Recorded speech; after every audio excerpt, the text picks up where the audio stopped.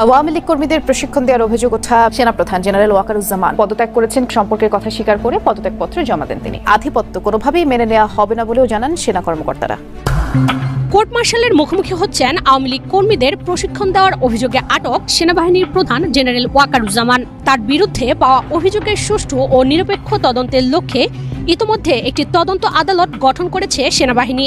প্রাথমিক তদন্তে অভিযোগের সত্যতা পাওয়া গেছে।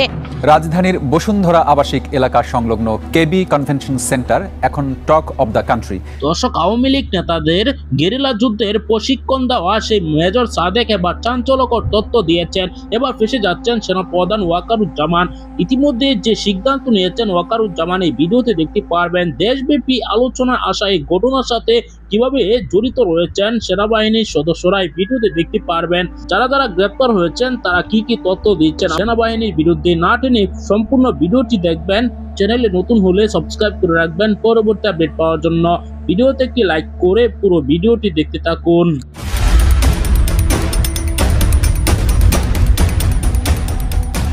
স্বৈরতন্ত্রের অবসান ঘটলেও ষড়যন্ত্র এখনও থামেনি। এবার এক চাঞ্চল্যকর ষড়যন্ত্রের তথ্য ফাঁস করেছে দেশের গোয়েন্দা সংস্থাগুলো। সেনাবাহিনী নিশ্চিত করেছে আওয়ামী লীগকে পুনরায় ক্ষমতায় ফিরিয়ে আনার লক্ষ্যে গোপনে প্রশিক্ষণ দিচ্ছিলেন বাংলাদেশ সেনাবাহিনীর এক কর্মকর্তা মেজর সাদিকুল হক ওরফে মেজর সাদিক। সেনাবাহিনীর রামুক ক্যান্টনমেন্টে কর্মরত এই কর্মকর্তা রাজধানীর বিভিন্ন এলাকায় গোপন প্রশিক্ষণ কার্যক্রম পরিচালনা করছিলেন দলটির বাছাই করা নেতাকর্মীদের নিয়ে। কিন্তু দেশপ্রেমিক সেনাবাহিনীর তৎপরতায় চক্রান্তের এই চাল ছিন্ন হয়ে যায় শুরুতেই। ঘটনার আনুষ্ঠানিক ঘোষণা আসে বৃহস্পতিবার ঢাকা সেনানিবাসে আয়োজিত এক প্রেস ব্রিফিংয়ে। সেনা সদর দপ্তরের সামরিক অপারেশনস অধিদপ্তরের পরিচালক ব্রিগেডিয়ার জেনারেল মোহাম্মদ নাজিমুদ্দৌলাহ জানান, মেজর সাদিককে আটক করে জিজ্ঞাসাবাদ শুরু হয়েছে এবং একটি তদন্ত আদালত গঠন করা হয়েছে। মেজর সাদিককে নিয়ে আপনারা প্রশ্ন করেছেন, আমাদের নজরে এসছে। যদিও বিষয়টি তদন্তাধীন আছে, তারপরে আমি বলবো যে এরকম একটা ঘটনার কথা জানার পরে আর্মির হেফাজতেই সে আছে এবং তদন্ত চলমান আছে। গোয়েন্দা রিপোর্ট অনুযায়ী শেখ হাসিনাকে জাতীয় নির্বাচনে জয়ী দেখিয়ে দেশীয় রাজনীতিতে ফেরত আনার জন্য একটি সামরিক রাজনৈতিক অভ্যুত্থানের পরিকল্পনা চলছিল। পরিকল্পনার নেতৃত্বে ছিলেন সাবেক স্বরাষ্ট্রমন্ত্রী আসাদুজ্জামান খান কামাল। কলকাতা থেকে সবকিছু তদারকি করছিলেন তিনি।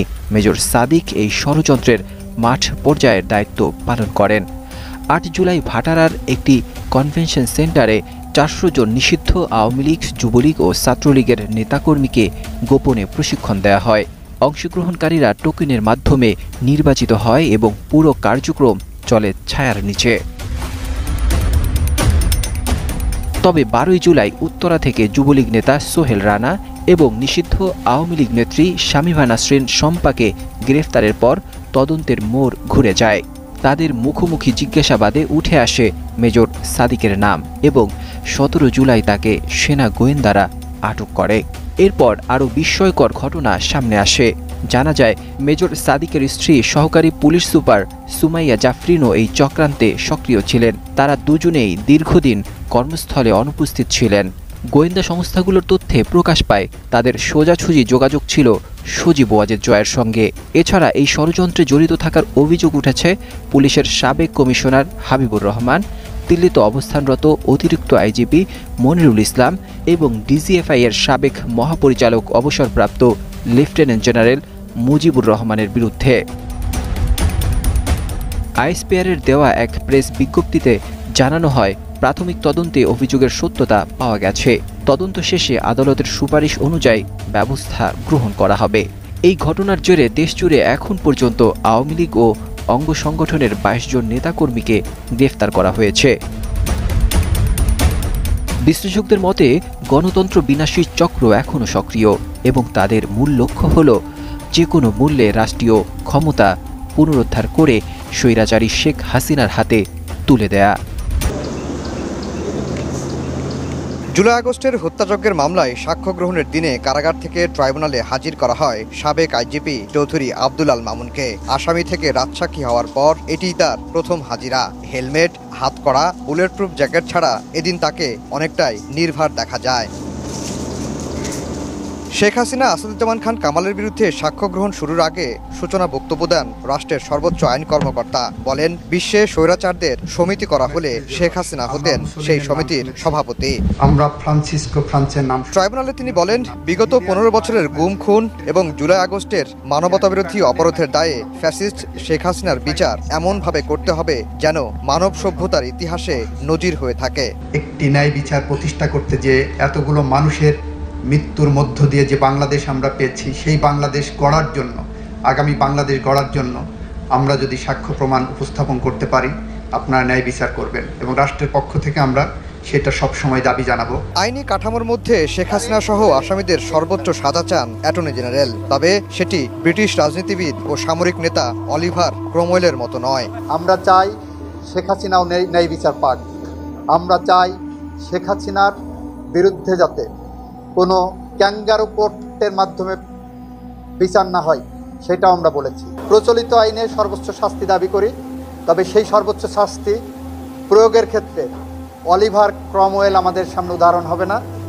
আমাদের সামনে উদাহরণ হবে সর্বোচ্চ শাস্তির বাংলাদেশের প্রচলিত আইন যেটা আছে সেটাই। সূচনা বক্তব্যে চিফ প্রসিকিউটর বলেন, শেখ হাসিনা সহ আসামিদের বিরুদ্ধে অকাট্য প্রমাণ রয়েছে, তাই পার পাওয়ার কোনো সুযোগ নেই। জুলাই আগস্টের গণ অভ্যুত্থানের সময় ড্রোন, ফোনে আড়িপাতা, লোকেশন ট্র্যাকিং প্রযুক্তি ব্যবহার করে প্রতিবাদকারীদের শনাক্ত করা হয়, দমনমূলক ব্যবস্থা নেওয়া হয়। পাশাপাশি আওয়ামী লীগ ও তার সহযোগী সংগঠন ছাত্রলীগ, যুবলীগ স্থানীয় পর্যায়ে সশস্ত্র ক্যাডার নিয়োগ করে আন্দোলনকারীদের চিহ্নিত করে। এসব গোয়েন্দা তথ্যের ভিত্তিতে আইনশৃঙ্খলা বাহিনী, বিশেষ করে পুলিশ ও র্যাব দমন অভিযান, গ্রেফতার, সহিংস হামলা চালায়। এইসব কর্মসূচি সরাসরি তৎকালীন ফ্যাসিবাদী প্রধানমন্ত্রী শেখ হাসিনার সরাসরি নির্দেশে এবং তখনকার সড়ক পরিবহন ও সেতু মন্ত্রী ওবায়দুল কাদের, স্বরাষ্ট্রমন্ত্রী আসাদুজ্জামান খান কামাল, তৎকালীন আইজিপি চৌধুরী আব্দুল আল মামুন এবং অন্যান্য রাজনৈতিক নেতা, প্রশাসনিক কর্মকর্তা, তাদের অধীনস্থ কর্মকর্তা এবং নিরাপত্তা বাহিনীর মাধ্যমে কার্যকর করা হয়। সূচনা বক্তব্য শেষে শুরু হয় সাক্ষ্য গ্রহণ। শেখ হাসিনার মামলায় প্রথম সাক্ষী হিসেবে ট্রাইব্যুনালে সাক্ষ্য দেন পুলিশের গুলিতে মুখ ঝাঁঝরা হওয়া খোকন চন্দ্র বর্মন। দর্শক, সাবেক প্রধানমন্ত্রী শেখ হাসিনা ক্ষমতাচ্যুত হওয়ার পর কিন্তু তিনি আর বসে নেই। তিনি একের পর এক ষড়যন্ত্র চালিয়ে যাচ্ছে। তিনি দেশ থেকে বহু টাকা পাচার করেছেন বিদেশে। সে সকল টাকা দিয়ে বাংলাদেশে লবিস্ট নিয়োগ করে সেনা কর্মকর্তাদের দিয়ে আওয়ামী লীগ নেতাদের গেরিলা যুদ্ধের প্রশিক্ষণ দিচ্ছিল। এই দায়িত্ব ছিল একজন মেজরের কাছে। সেই মেজর আলোচনায় এসেছে, এবার ধরা খেয়েছে। তার সাথে আরো কারা কারা জড়িত আছে সে বিষয়েও তদন্ত হচ্ছে। দর্শক, আপনারা এই ভিডিওতে দেখেছেন কারা কারা জড়িত, এমনকি এই ঘটনার সাথে কিভাবে সংশ্লিষ্টতা রয়েছে সেনাপ্রধানেরও। দর্শক, এ নিয়ে কিন্তু আলোচনা হচ্ছে। সেনাপ্রধান ওয়াকারুজ্জামান যদি জড়িত না থাকতো তাহলে এরকম কাজ কিভাবে করতে পারতো সেনাবাহিনীর সদস্যরা।